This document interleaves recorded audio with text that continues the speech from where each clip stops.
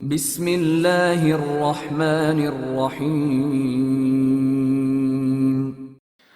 Zero land की तलाश। मुसन्निफ इब्ने सफ़ी।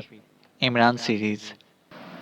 तीन सफ़ेद फाम अफराद हाथ बांधे मौदब खड़े थे और स्याह फाम औरत मेडिलिना उन्हें सख्त सुस्त कह रही थी। दफादन इसने खुसूसियत से एक को मुखातिब करके पूछा, गार्डो कहाँ है? अपने ठिकाने पर मादाम। उसे यहाँ लाओ। बहुत बेहतर मादाम, उसने कहा और कमरे से चला गया। मेडिलिना बकिया दोनों पर बरसने लगी। तुम लोग रोज बरोज काहिल होते जा रहे हो। तुमसे इतना ना हो सका कि कैली ग्राहम ही पर नजर रख सकते। लेकिन मादाम, इसका किस्सा तो आपने खत्म ही कर दिया था, एक बोला। ये तुमसे किसने कह दिया? मेडिलिना ने कहा। तब फिर वो अब पूरी तरह हमारी नजर में है। कहाँ है? मेडिलिना ने पूछा। अपने सिफारत खाने में। तन्हा है? हाँ मादाम, तन्हा ही बाहर निकलती है। निगरानी जरूर होती होगी। इसके बारे में कुछ नहीं कहा जा सकता। अच्छी बात है। सबसे पहले ये देखो कि निगरानी तो नहीं हो रही। इसके बाद अगर मैदान साफ नजर आए तो इसे यहाँ पर ले आओ, मेडिलिना ने कहा। जरूर मादाम, निगरानी करने वालों को भी डॉज देकर इसे यहाँ ले आएंगे, एक आदमी बोला। इस बार कोई गलती नजरअंदाज नहीं की जाएगी, मेडिलिना ने सख्त लहजे में कहा। बहुत बेहतर मादाम। इन दोनों के चले जाने के बाद वो उठकर टहलने लगी। अंदाज में बेचैनी पाई जाती थी। कभी कभी रुककर कुछ सोचने लगी और फिर टहलना शुरू कर देती। थोड़ी देर बाद किसी ने दरवाजे पर दस्तक दी। आ जाओ, उसने ऊंची आवाज में कहा, और वही आदमी कमरे में दाखिल हुआ जिसे मेडिलिना ने किसी गार्डो को बुलाने के लिए भेजा था। क्या गार्डो इन्हें मिला? मेडिलिना ने उसे घूरते हुए पूछा। वो अपनी कैम्प गाह पर मौजूद है मादाम। लेकिन लेकिन क्या? उसने यहाँ आने से इनकार कर दिया है, उस आदमी ने कहा। क्या वो पागल हो गया है? मेडिलिना ने पूछा। मैं नहीं जानता मादाम, उसने दरवाजा भी नहीं खोला था। क्या मतलब? मेडिलिना चौंकी। दरवाजा के करीब आकर उसने कहा था कि ना वो मुझे अंदर बुला सकता है और ना इस वक्त खुद कहीं जा सकता है। मैंने आपका नाम लिया तो कहने लगा कि उसे इस वक्त मादाम T3B की भी परवाह नहीं है। इसकी पर्सनल असिस्टेंट किस शुमार कतार में है? ये गार्डो ने कहा था, मेडलिना ने पूछा। हाँ मादाम, मैंने उसी के अल्फाज दोहराए हैं। क्या वो अंदर तन्हा था? मेडलिना ने पूछा। मैं यकीन के साथ कुछ नहीं कह सकता मादाम। क्या कोई औरत है उसकी जिंदगी में? बज़ाहिर तो ऐसा नहीं है। हम सब एक दूसरे के बारे में सब कुछ जानते हैं, वो आदमी बोला। मेडलिना की आंखों से झिंझिलाहट जाहिर होने लगी थी। उसने बेहद गुस्सीले लहजे में पूछा, क्या इसे मादाम T3B का नाम लेकर वो बात कही थी? हाँ मादाम, इसी पर हैरत है, वो आदमी बोला। तुम जानते हो कि मादाम का नाम लेकर कोई ऐसी बात कहने की क्या सजा है? मेडलिना ने कहा। मुझे इल्म है मादाम। तो फिर तुम उसे सदा दिए बगैर क्यों वापस आए? मेडलिना ने कहा।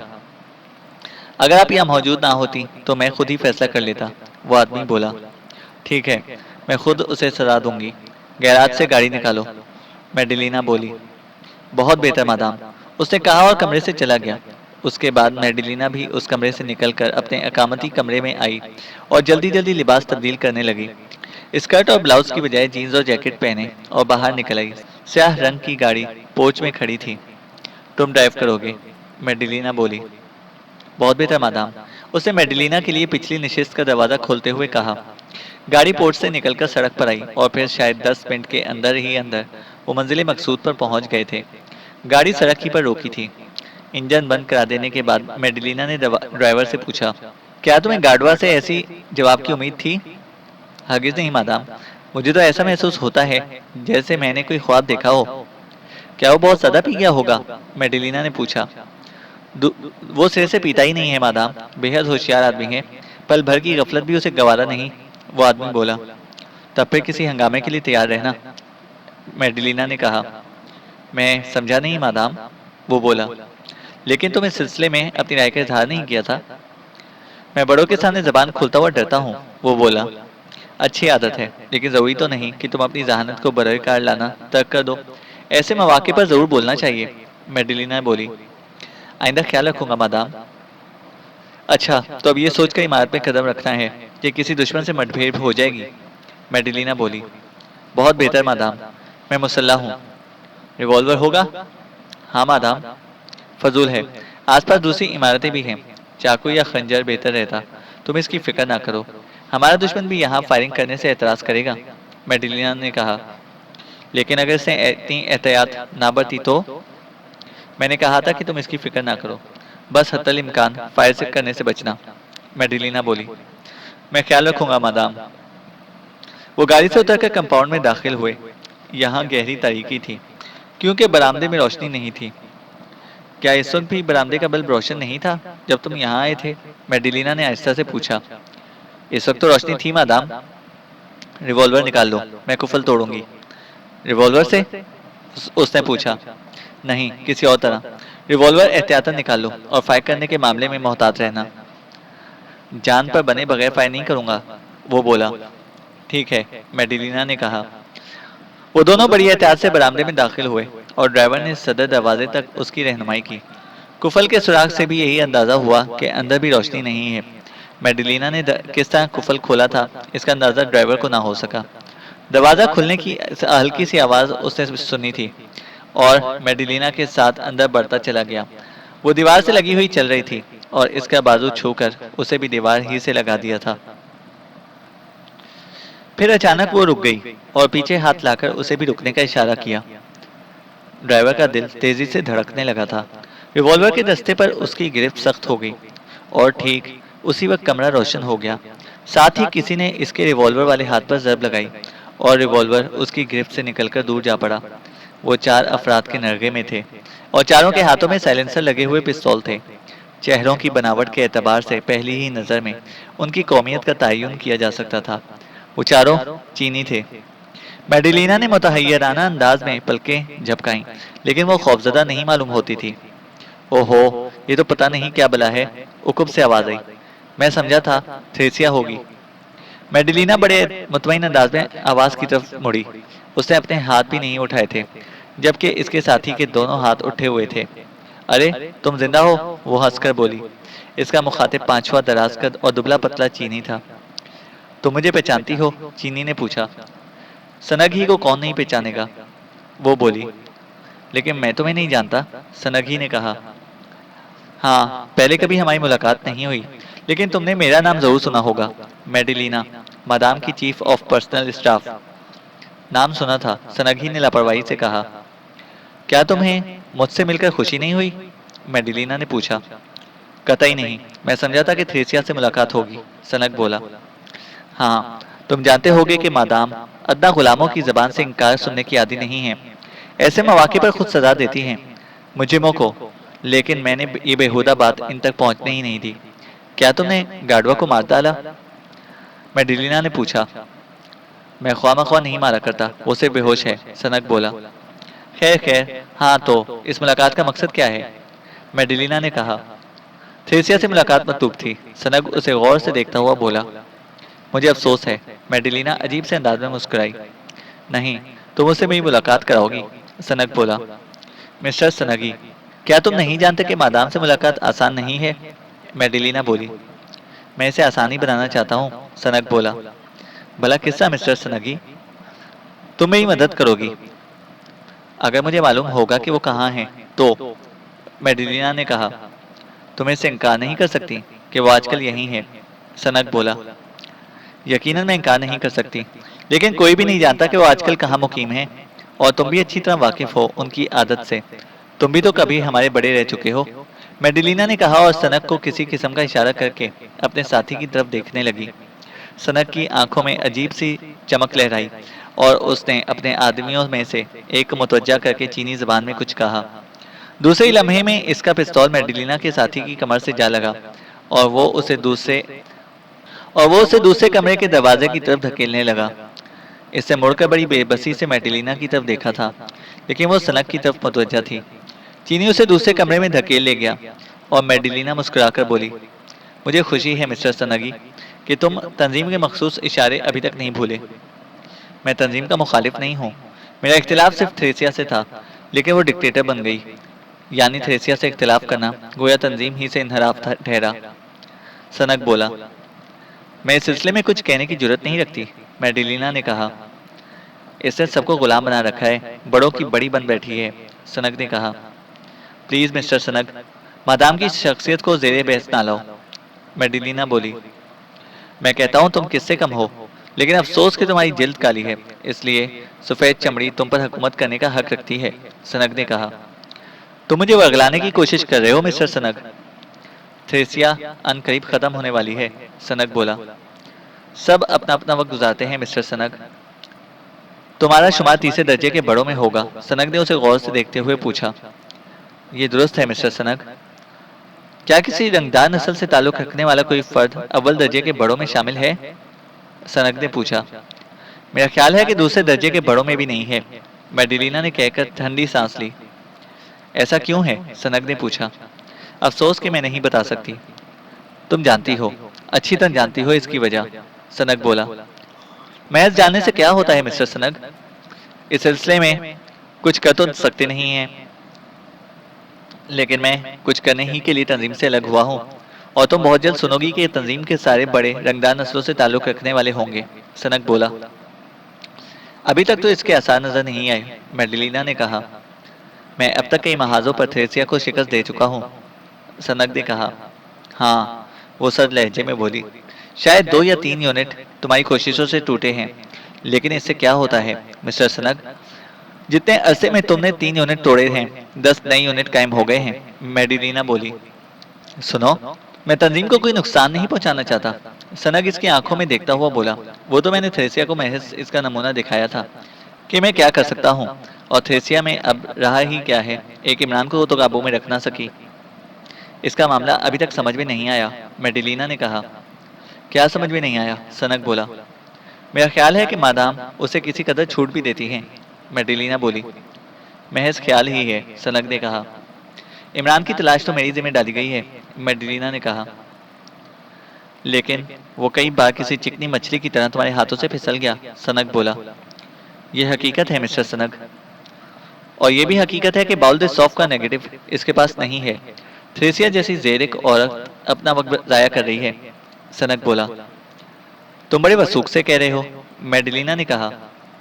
मैं इमरान के सिलसिले में यहाँ चौथी पार्टी हूँ। मैंने इसकी और वजारत खारजा की सेक्रेटरी की गुफ्तगू टेप की थी, सनक ने कहा। क्या इमरान ने इससे भी यही कहा था कि नेगेटिव ज़ाया हो चुका है? मेडिलिना ने पूछा। अगर ना कहा होता तो मैं भी इतने यकीन के साथ इस सिलसिले में कुछ ना कह सकता, सनक ने कहा। मेडिलिना ने लापरवाही जाहिर करने के लिए शानों को जुम्बिश दी।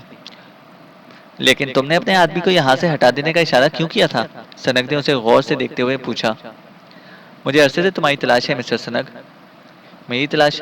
हालांकि हम पहले कभी नहीं मिले, सनक बोला। इससे कोई फर्क नहीं पड़ता, मेडिलिना ने कहा। तुम्हें मेरी तलाश क्यों थी? सनक ने कहा। इसलिए कि मैं थ्रेसिया से मुतनफ़र हो चुकी हूँ, और इमरान ही के मामले में मेरी नफरत इंतहा को पहुंची है, मेडिलिना ने कहा। मैं समझा नहीं। वो इसे छूट देती है। इसने तंजीम के बाज़ बेहतरीन और बदसलाहियत अफराद को इमरान के हाथों कत्ल कराया है, मेडिलिना बोली। हाँ, इमरान के हाथों कई अफराद मारे गए हैं। अगर वो इसे छूट ना देती तो कभी ऐसा ना होता, मेडिलिना बोली। जाहिर है, सनगी ने बड़े खुलूस से बोला। अव्वल दर्जे के बड़ों को भी थ्रेसिया की तलाश है, क्योंकि वो इमरान की सजाए मौत पर मुत्तफिक हो चुके हैं और थ्रेसिया से इसकी तौसीक चाहते हैं। लेकिन वो इनका सामना महज इसलिए नहीं करती कि इमरान के मौत के परवाने पर दस्तखत करने पड़ेंगे, मेडिलिना ने कहा। आखिर वो इसे छूट क्यों देती है? सनक ने मायने खेज लहजे में सवाल किया। दिली मामलात भी हो सकते हैं, मेडिलिना का लहजा बेहद तल्ख था। अरे नहीं, सनक हकारत से हंसा। यकीन करो मिस्टर सनक, मैं औरत हूँ, मैं अच्छी तरह समझ सकती हूँ इन मामलात को। और सुनो, मेरा महबूब भी इमरान के हाथों मारा गया है। मैं तो इसकी हड्डियाँ चबा डालना चाहती हूँ, मेडिलिना ने कहा। कुदरती बात है, मुझे तुमसे हमदर्दी है मेडिलिना। यकबैक सनक ही मगमूम नजर आने लगा। मैं दोनों से इंतकाम लेना चाहती हूँ, मेडिलिना ने कहा। बस तो फिर मेरी तरफ आ जाओ, सनक बोला। तीनों दर्जों के बड़े थ्रेसिया से मुतनफ़र हैं, और वो चाहते हैं कि किसी तरह उसे ख़त्म कर दिया जाए। ना सिर्फ ख़त्म कर दिया जाए, बल्कि इसकी लाश की तशहीर भी कर दी जाए, ताकि कोई और इसकी आड़ में शिकार न खेल सके, मेडिलिना बोली। हाँ, वो तो अब सिर्फ एक नाम होकर रह गई है। शायद ही किसी ने उसे इन 3 बरसों में देखा हो, सनक बोला। तुम्हारा अंदाज़ा बिल्कुल दुरुस्त है, मिस्टर सनक। 3 साल से उसे किसी ने भी नहीं देखा। मेडिलिना ठंडी सांस लेकर बोली, वो महज एक नाम और एक आवाज है। आवाज जो सिर्फ हुक्म देना जानती है। सनग ने टुकड़ा लगाया। बड़ी सच्ची बात कही तुमने सनग, मेडिलिना बोली। तो फिर मुझसे तावन करोगी? सनग ने कहा। मैं बिल्कुल तैयार हूँ मिस्टर सनग। वो मरीख कहाँ है? सनग ने पूछा। ये तो मैं नहीं जानती मिस्टर सनग, मेडिलिना बोली। क्या तुम वहां कभी नहीं गई? नहीं मिस्टर सनग। तुम्हारा कैंप कहाँ रहता है? सनग ने पूछा। एक्वेडोर के बाद शहरों में, वहीं अहकामात मिलते हैं और मैं काम करती रहती हूँ। एक्वेडोर के शहरों में कब से कैंप है? सनग ने पूछा। 2 साल से। तो फिर मैं ये समझूं कि हमारी दोस्ती मुस्तहकम हो चुकी है। सनग ने इसकी तरफ हाथ बढ़ाते हुए कहा। यकीनन। मेडिलिना ने भी हाथ बढ़ाया। दोनों ने गर्म जोशी से मुसाफा किया। तुम यहाँ कब तक रहोगी? सनग ने पूछा। पता नहीं, जब भी हुक्म मिल गया रवानगी हो जाएगी, मेडिलिना ने कहा। अगर इमरान हाथ ना आया तो? सनग बोला। फिलहाल मैं नहीं जानती कि इस सूरत में क्या होगा, मेडिलिना ने कहा। अगर हमने आपस में ताउन करने का इरादा कर लिया है तो फिर हमें एक दूसरे के प्रोग्रामों से वाकिफ होना चाहिए, सनग ने बड़े खुलूस से कहा। हाँ, लाजमी बात है। अच्छा, तो फिर यहाँ से रवानगी के बाद तुम कहाँ जाओगी? सनग ने पूछा। इन दिनों मेरा कैंप पीरो की बंदरगाह एक्वेटोज में था और मेरा ख्याल है कि फिर वहीं वापस जाऊंगी। एक्वेटोज में तो मेरी भी थोड़ी सी जायदाद है, सनग ने कहा। तब तो बड़ी अच्छी बात है। लेकिन मिस्टर सनग, यहाँ से रवानगी इसी सूरत में हो सकती है जब मैं इसका सबूत पेश कर सकूं कि इमरान के पास वाकई बाउल्दे सौफ का नेगेटिव नहीं है। क्या तुम इसकी और वजारत खारजा की सेक्रेटरी की गुफ्तगू का टेप मेरे लिए फराम कर सकोगे? मेडिलिना बोली। क्यों नहीं, जरूर जरूर, सनग ने कहा। बस तो फिर मादाम को रवानगी पर आमादा किया जा सकेगा, मेडिलिना बोली। मैं बहुत जल्द वो टेप फराहम कर दूंगा, लेकिन अब तुमसे कैसे और कहाँ मुलाकात हो सकेगी? सनग ने कहा। कल 10 बजे सुबह यहीं, मेडिलिना बोली। ठीक है, मैं पहुंच जाऊंगा। और फिर सनग ही अपने साथियों समेत इस इमारत से निकल गया। इमरान पूरी रोदात सुन लेने के बाद मुस्कुराया और सर हिलाकर बोला, झूठ बोलने के माहिर हो। खैर, मैं तुम्हारे लिए ऐसा टेप तैयार कर दूंगा जिसमें फोन पर मेरी और सर सुल्तान की गुफ्तगू रिकॉर्ड की गई हो। लेकिन क्या ये मेडिलिना काबिल एतमाद हो सकती है? अगर कभी मुझे डबल क्रॉस करने की कोशिश करेगी तो गर्दन मरोड़ दूंगा, सनग ने कहा। हाँ, तुम ऐसे ही हो, इमरान उसे गौर से देखता हुआ बोला और वो सोच रहा था कि क्या सनग थ्रेसिया को नहीं पहचान सका। कुछ भी हो, खुद उसे इस सिलसिले में जबान बंदी रखनी चाहिए। लेकिन जोसेफ, वो भी जानता है कि मेडिलिना हकीकतन कौन है। कहीं बातों बातों में सनग पर यह राज मुनकशिफ ना कर दे। तुम क्या सोचने लगे? दफतन सनग ने सवाल किया। कुछ भी नहीं। दरअसल ये मामला मेरे लिए गोया सांप के मुंह की छछूंदर बन गया है। मैं सोचता हूँ कि आखिर मैं इसमें पढ़कर अपनी मिट्टी क्यों पलीत करूँ, इमरान ने कहा। ये भी तो सोचो कि अगर इसमें ना पढ़ते तो तुम्हारा क्या बनेगा। क्या इन हालात में तुम खुद को जाहिर कर सकते हो? और जाहिर कर देने के बाद कि तुम्हारी हुकूमत अपने दोस्तों से मुंह मोड़ सकेगी? दोनों बड़ी ताकतों से इसके अच्छे ताल्लुकात हैं, सनग ने कहा। तो इसका मतलब हुआ कि मैं इस वक्त खला में सांस ले रहा हूँ, इमरान बोला।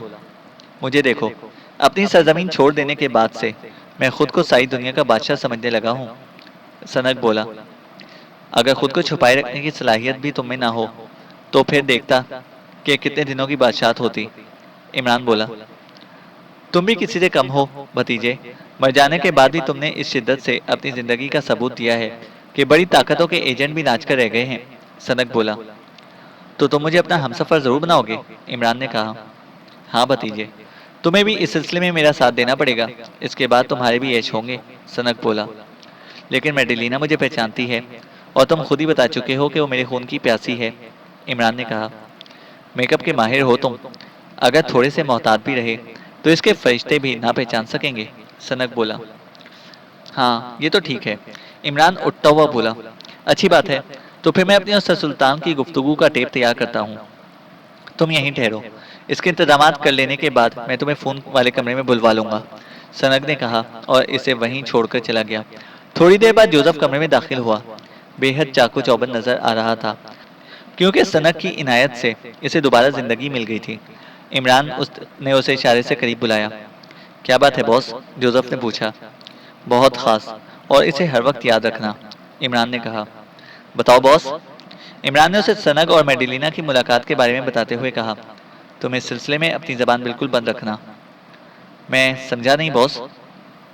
अगर कभी सनक मेडिलिना का जिक्र करे तो तुम उसे ये बताने ना बैठ जाना कि वो कौन है। इमरान बोला, मैं गैर जरूरी बातें करता ही नहीं बॉस। वैसे तुमने अच्छा ही किया कि मुझे बता दिया, जोसेफ ने कहा। अब शायद हम एक बार फिर उसी के साथ सफर करेंगे। क्या वो मुझे और तुम्हें ना पहचान लेगी? जोसेफ ने कहा, ये बात की बातें हैं और इसका इंतजाम भी कर लिया जाएगा। बस तुम मेडिलिना के सिलसिले में मोहतात रहना। बस अब जाओ, इमरान ने कहा। जोसेफ चला गया और इमरान फिर सोचने लगा कि अब उसे क्या करना होगा।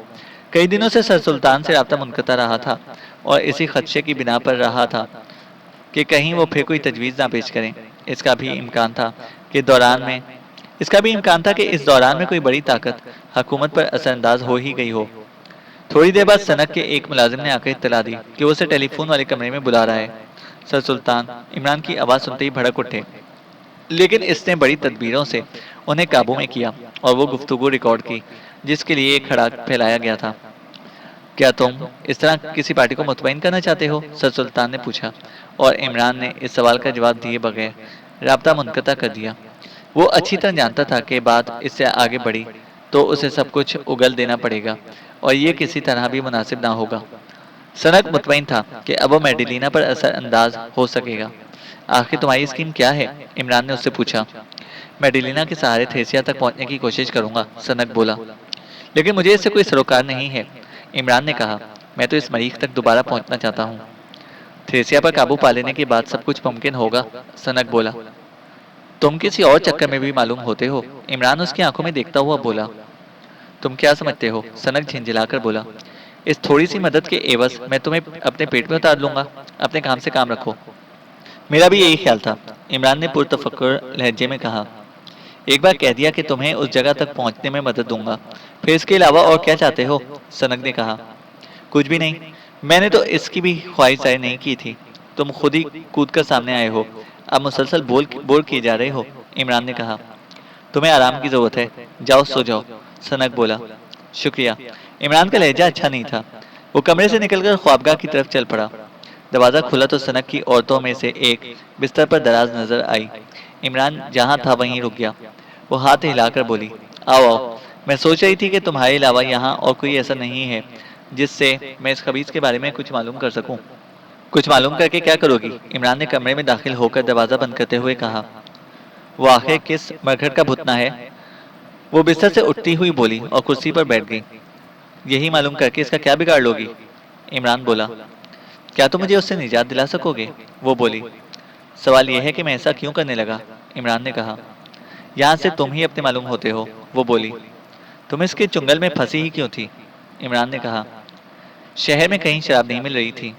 मैं इनकी तलाश में निकली थी जो इसका गैर कानूनी कारोबार करते हैं। ये मिल गया और इसने कहा कि मैं इसके अड्डे तक चलूं। गर्ज बाउली होती है। चली आई, एक हफ्ता हो गया, पलट कर नहीं जा सकी। मेरे घर वाले समझते होंगे कि या तो मैं किसी हादसे का शिकार हो गई या कोई मुझे उड़ा ले गया। लेकिन यहाँ तो मुफ्त की मिल रही है, फिर क्यों भागना चाहती हो? इमरान ने कहा। मैं किसी कीमत पर भी शराब खरीदने निकली थी। इतनी माजूर तो नहीं हूँ कि मुफ्त शराब हासिल करने के लिए इसकी ज्यादतियों का शिकार होती रहूं, वो बोली। मैं इस सिलसिले में तुम्हारी कोई मदद नहीं कर सकता। शराबी औरतें मुझे जहर लगती हैं, इमरान ने कहा। क्यों, क्या तुम नहीं पीते? बहुत पारसा हो, वो बोली। मैंने तो आज तक चखी भी नहीं, इमरान ने कहा। इतने ही शरीफ हो तो फिर इस कमीने के पास तुम्हारा क्या काम, वो बोली। तुम्हारी ही तरह मैं भी उसका कैदी हूँ, इमरान ने कहा।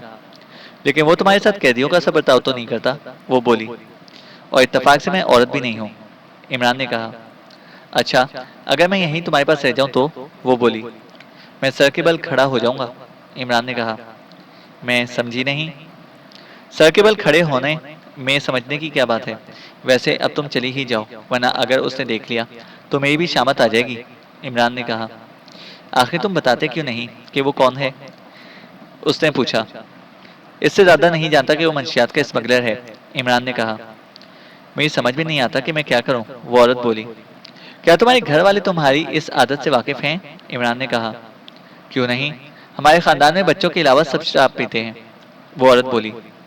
और उन्होंने गैर कानूनी शराब की तलाश की जिम्मेदारी औरतों पर डाल दी है, इमरान ने कहा।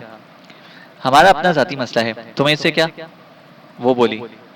ये मेरा भी मसला है, बल्कि पूरी कौम का मसला है। इमरान बोला। मैं कुछ नहीं सुनना चाहती। तो फिर इस कमरे से निकल जाओ। इमरान बोला। तुम मेरी तौहीन कर रहे हो। तुमने मेरी इजाज़त हासिल किए बगैर इस कमरे में कदम क्यों रखा? इमरान ने कहा। जा रही हूँ। वो तनतना कर उठी और कमरे से निकल गई। इमरान बैठने भी नहीं पाया था कि किसी ने दरवाजे पर दस्तक दी। आ जाओ, उसने ऊंची आवाज में कहा और जोसेफ दरवाजा खोलकर अंदर दाखिल हुआ। क्या बात है? इमरान ने पूछा। कुछ जरूरी बातें करनी है बॉस। इमरान ने कुर्सी की तरफ इशारा किया और खुद बिस्तर पर बैठकर उसे सवालिया नजरों से देखने लगा। मैं उलझन में हूँ बॉस। किस उलझन में? इमरान ने पूछा। आखिर हम यहाँ सनग ही के साथ क्यों हैं? जोसेफ ने कहा। क्यों? क्या तू यहाँ मजे नहीं कर रहा? इमरान ने कहा। वो तो ठीक है बॉस, लेकिन इस आदमी का कोई एतबार नहीं। ये सचमुच तुम्हें किसी के हाथ फरोख्त कर देगा? जोसेफ ने कहा। क्या किसी खास बात पर तेरी नजर पड़ी है? कुछ देर पहले मैंने एक सफेद फार्म आदमी को यहाँ से निकलते देखा है। जोसेफ ने कहा। यह कोई ऐसी खास बात नहीं। हो सकता है वो भी इसके साथियों में से हो। इमरान बोला। तो फिर मेरी खोपड़ी की वो रग क्यों फड़क रही थी जिसका ताल्लुक खतरात की आगाही से है? जोसेफ ने कहा। इसलिए कि तू इसे अच्छा आदमी नहीं समझता। इमरान बोला। देखो बॉस, इस मामले में मुझसे बहस ना करो, मैं जंगल का आदमी हूँ। जोसेफ ने कहा। इस वक्त जाकर सो जा, सुबह को इस मसले पर गौर करेंगे। इमरान ने कहा। और अगर सोते में कुछ हो गया तो? जोसेफ ने पूछा। तेरा मुकद्दर। इमरान हाथ उठाकर बोला। चल भाग, मुझे नींद आ रही है। तुम जानो बॉस, मैं तो तुम्हारे ही लिए परेशान हो रहा हूँ। जोसेफ उठता हुआ बोला। इसके चले जाने पर इमरान ने दरवाजा बोल्ट कर दिया। जोसेफ को इसने भगा तो दिया था, लेकिन खुद भी उलझन में था कि अब किस किस्म का खेल शुरू होने वाला है। क्या इसने सनक के लिए अपनी और सर सुल्तान की गुफ्तगू का टेप फराहम करके गलती की है? इस तरह तो इसे गोया तस्दीक कर दी थी कि इसकी हुकूमत इसे मौजूदा तस्वर नहीं करती। उसका सर सुल्तान से राब्ता कायम है। अब अगर सनक चाहे तो उसे ब्लैकमेल भी कर सकता है, लेकिन किस सिलसिले में ब्लैकमेल करेगा? ओह जहन्नम में जाए, देखा जाएगा। उसने आंखें बंद कर ली और जरा ही सी देर में सो गया। दूसरी सुबह सनक गायब था। नाश्ते की मेज पर इसकी चीनी मुलाजिम ने बताया कि वो निस्फ शब के बाद ही कहीं चला गया था। नाश्ते की मेज पर जोसेफ भी उसके साथ ही था। उसने मायने खेज नजरों से इमरान की तरफ देखा। इमरान कुछ न बोला। नाश्ता खत्म हो जाने पर चीनी मुलाजिम वहां से चला गया। तुमने देखा बॉस? जोसेफ ने कहा। नतीजा अखज़ करने में जल्दी मत करो। इमरान ने कहा। मुझे क्या? जोसेफ ने लापरवाही के अंदाज में शानों को जुम्बिश दी। जहां तुम वहां मैं। तू बहुत ज्यादा दूरअंदेश हो गया है। इमरान ने कहा। सिर्फ तुम्हारे लिए बॉस, मुझे अपनी परवाह नहीं है। जोसेफ बोला। मेरी भी बहुत ज्यादा फिक्र ना किया कर। इमरान बोला। बस इससे खौफ खाता हूँ कि कहीं तनहा न रह जाऊं। जोसेफ ने कहा। इसके बाद तुझे पहाड़ सी जिंदगी तन्हाई काटनी पड़ेगी। इमरान बोला। यही समझ लो बॉस। अबे चुप। इमरान बोला। चैनल को सब्सक्राइब करें और बेल आइकन को प्रेस करें ताकि हमारी हर अपडेट आपको बर वक्त मिल सके।